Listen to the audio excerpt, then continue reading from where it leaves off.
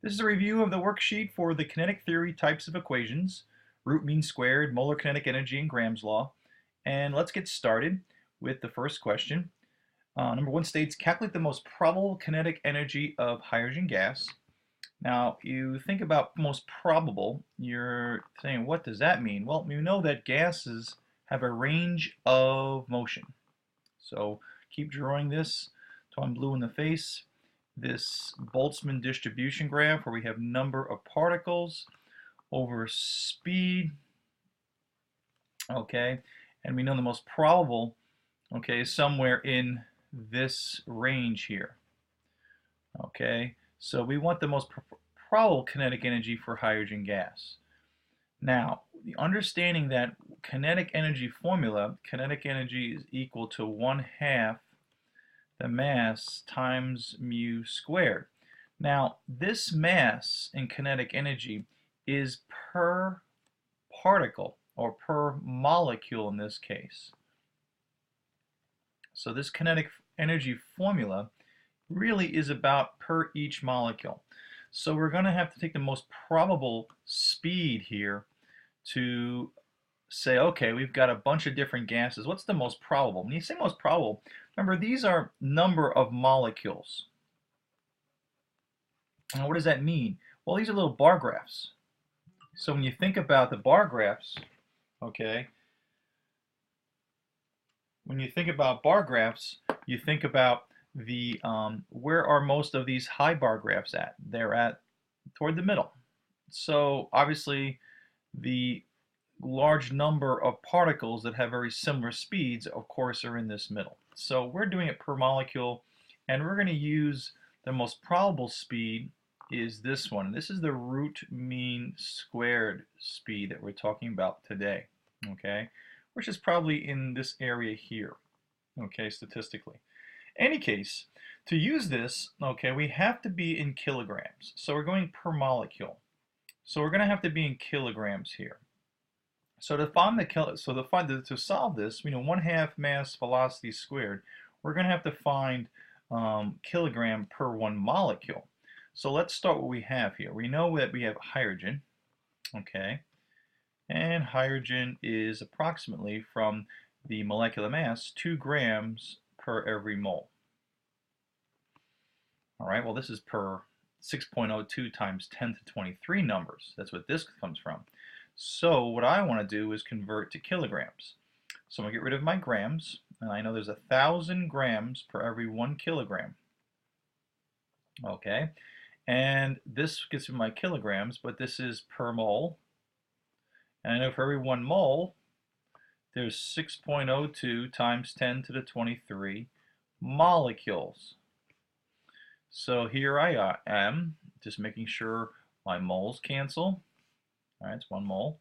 My grams cancel, and what I'm left with is kilogram per molecule. So let's go find that number. So 2 times 1 divided by 1,000 times 2 divided by 6.02 times 1023.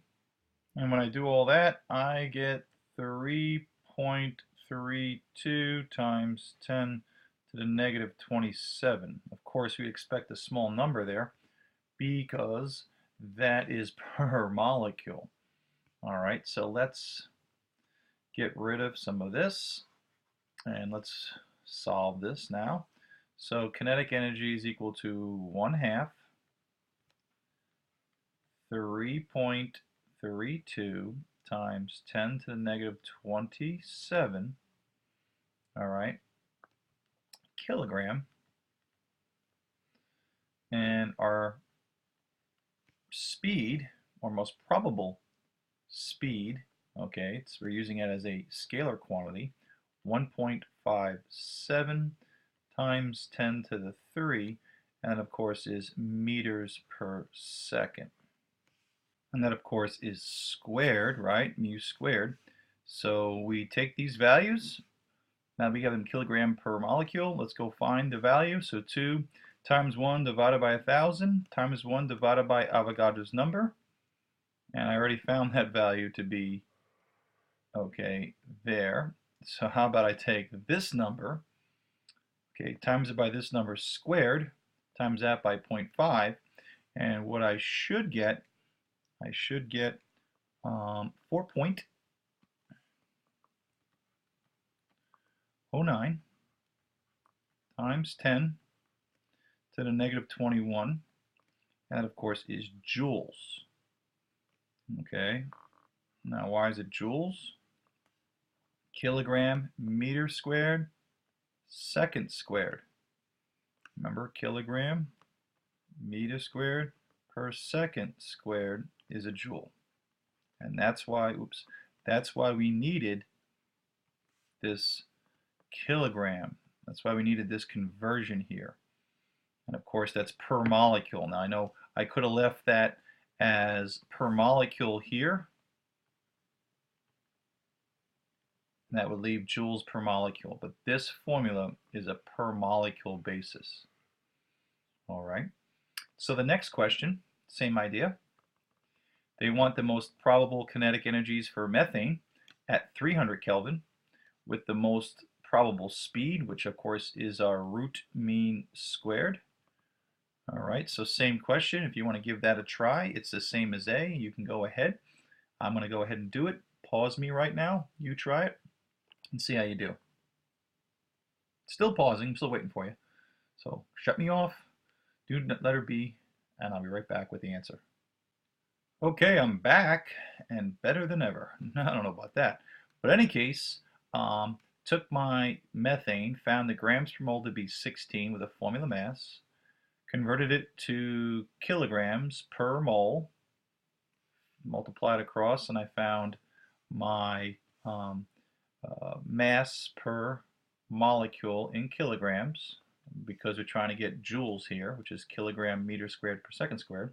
Plug that in, took the speed, most probable root mean squared speed, plug that in into our formula, square that value, times it by half that, however you want to look at that, and I get 4.3 times 10 negative 21. And any significance, that is with the answer we had above. They should be very similar.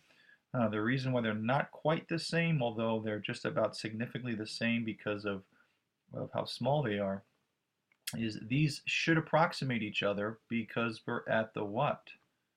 We're at the same absolute temperature, 300 Kelvin.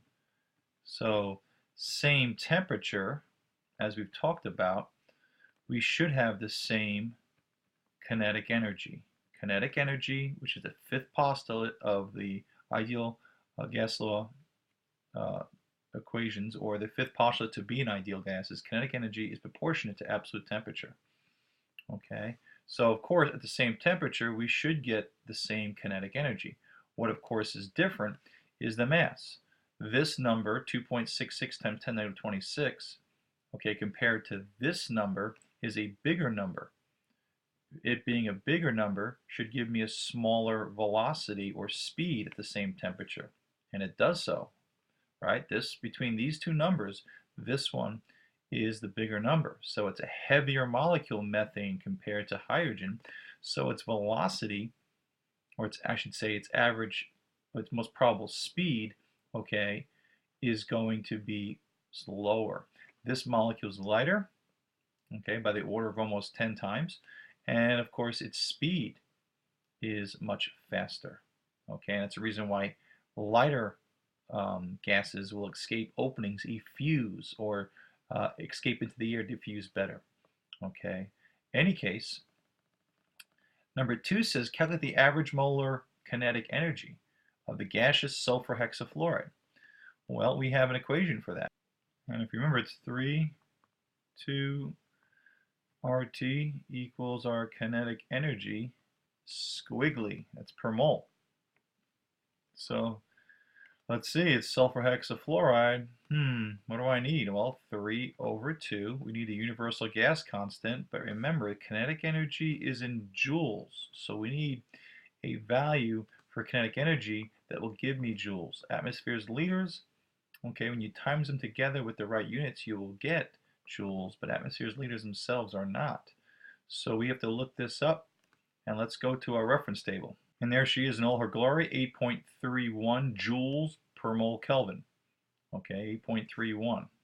So 8.31 joules mole kelvins. And the temperature at 150, it's based on absolute temperature, so we're going to add that to 273 because we know Kelvin equals Celsius plus 273, just starts 273 degrees sooner.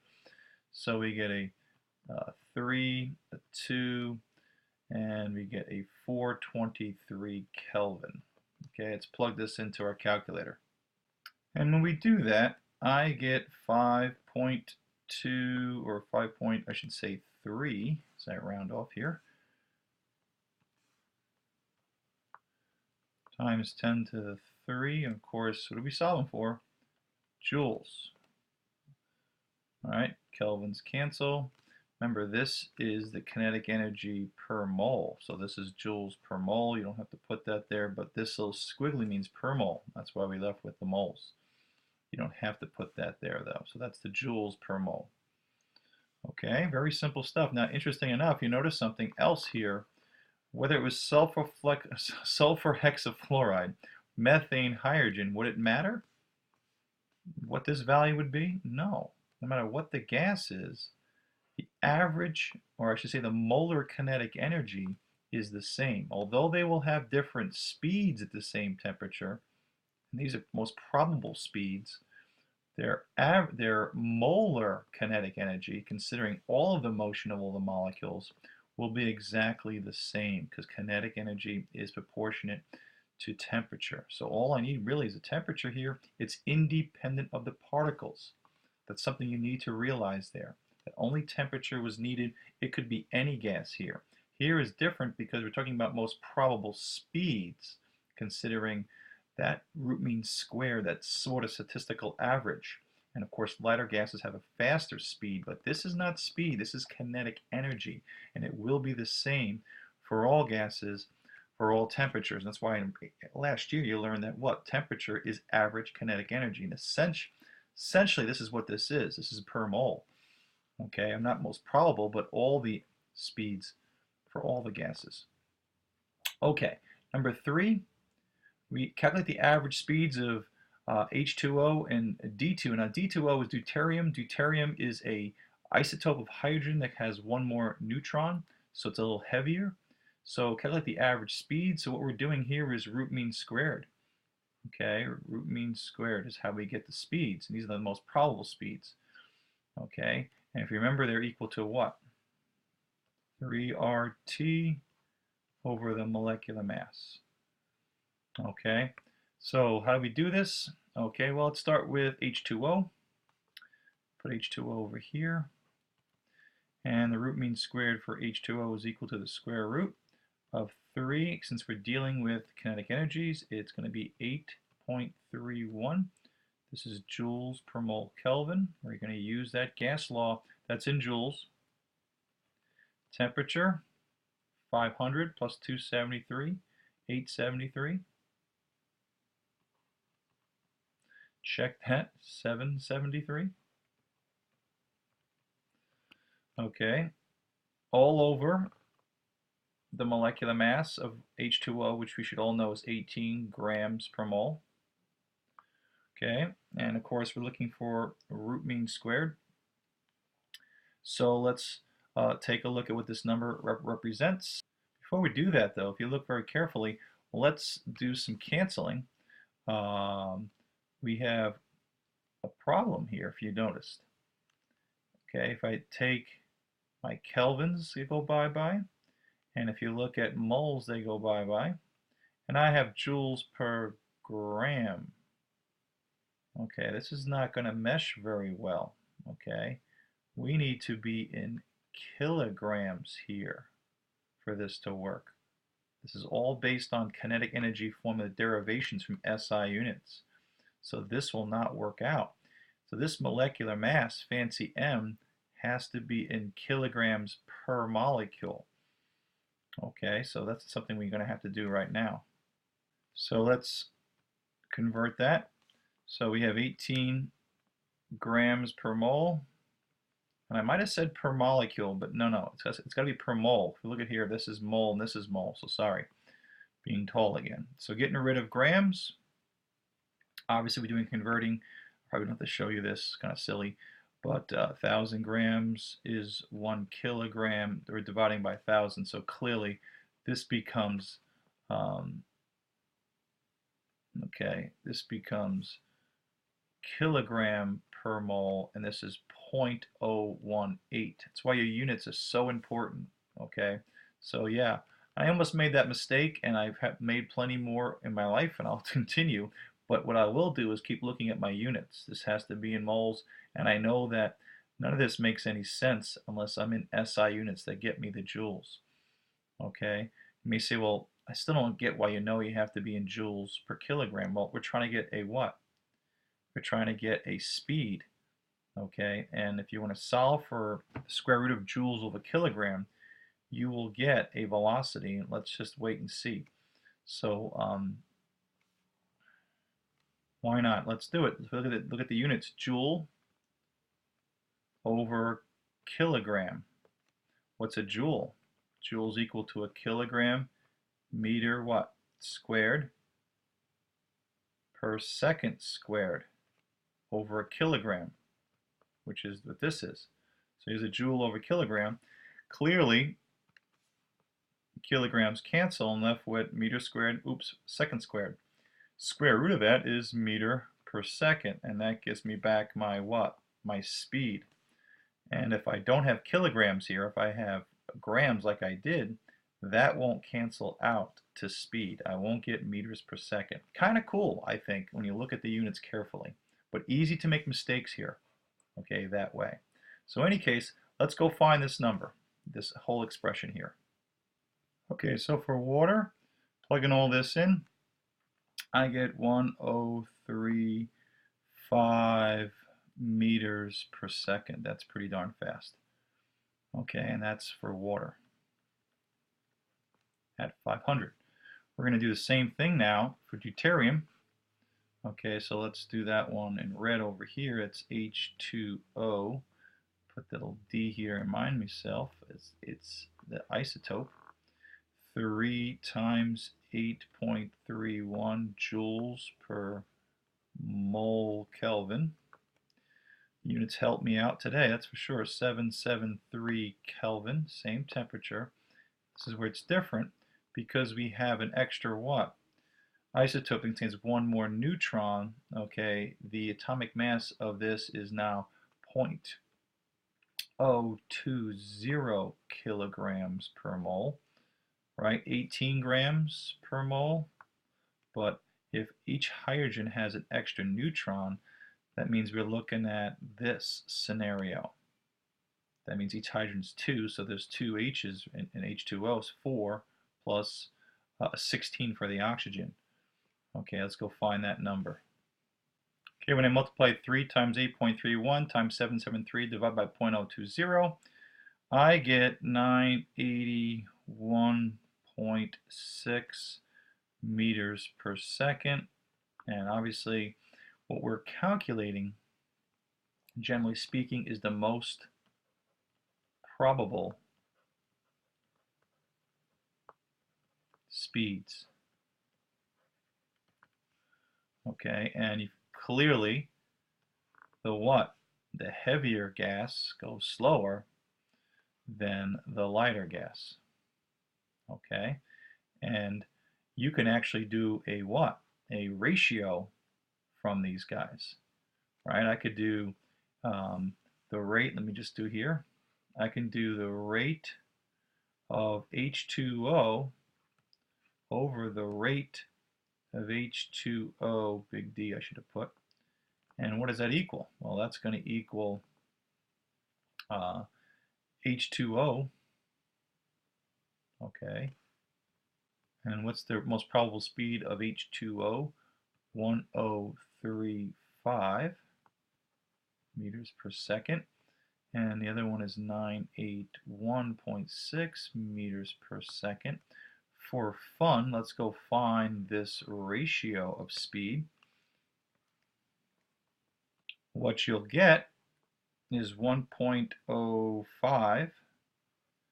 It's just a ratio since the units cancel. But my friends, in chemistry, That is the rate of a ratio of a fusion or diffusion. Graham's law of diffusion states that the speed is inversely related with its molecular mass. This is the ratio of infusion, which is escaping a hole. So we would say that the lighter water can escape an opening 1.05 times that of water. That's deuterium. That's heavy water. And you can do the inverse. So this is where we're headed. So Graham's law, if you remember today, is just a derivation of the root mean squared. So if I had the root mean square of H2O, and I had, again, the root mean square of deuterium, H2O or D2O, sometimes I'll put it. Okay, well, we know that if I just plug in the values, very simply, what am I going to have? I'm going to have 3RT over the M, and same thing, 3RT over the M. And as we talked about today, the RTs would cancel.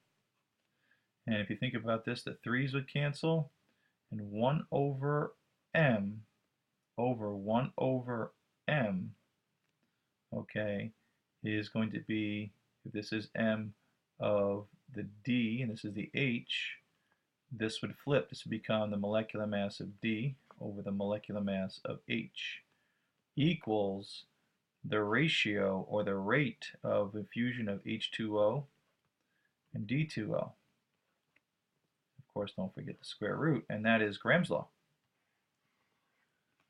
Also, we can think of Graham's law if you have 1/2 mu squared equals 1/2 mu squared, and this is A and this is B.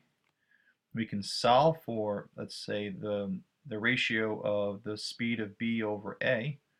So what goes down here is 1/2 m of B. This is A. Okay, so this would go bye-bye. Maybe. Maybe. And we'd bring this over. This we'd algebraically bring to the root mean squared, or the velocity here squared. And we would just, let's say, white this out. Okay, I've learned my lesson in previous times. And of course, this is going to cancel.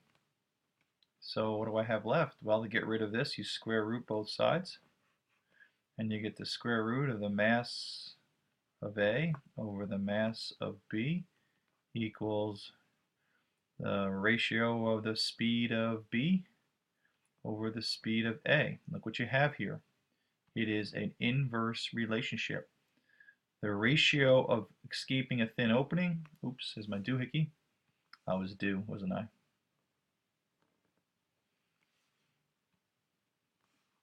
The ratio of effusion, escaping a thin opening, or mixing into the air, called diffusion, is inversely related with the square root of its molecular mass. Okay, so yeah, we derived the heck out of all of this. How do we do this? Okay, very simple. Start with my formula.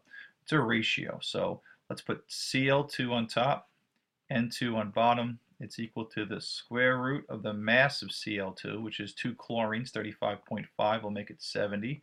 I can use grams per mole if I like, but I know they're going to cancel. N2, each N is 14, so that's 28 grams per mole. Let's go find that number.